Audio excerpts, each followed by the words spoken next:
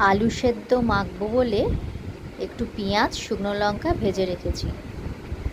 ফ্রিজে কটা লোটে মাছ পড়েছিল, বার করে তাতে আদা পেঁয়াজ রসুন কাঁচা লঙ্কা বাটা দিয়েছি, একটু গরম মশলা গুঁড়ো দিয়েছি গন্ধটা একটু ভালো ছাড়বে বলে।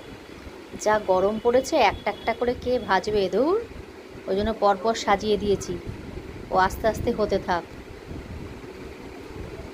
একটু বেগুন ভেজেছি, তার সাথে পটল আর একটু ডাল করেছি।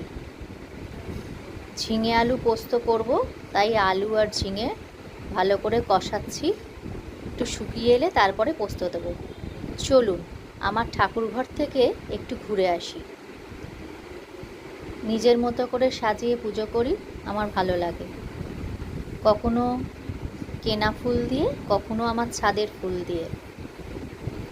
প্রদীপও জ্বালাই।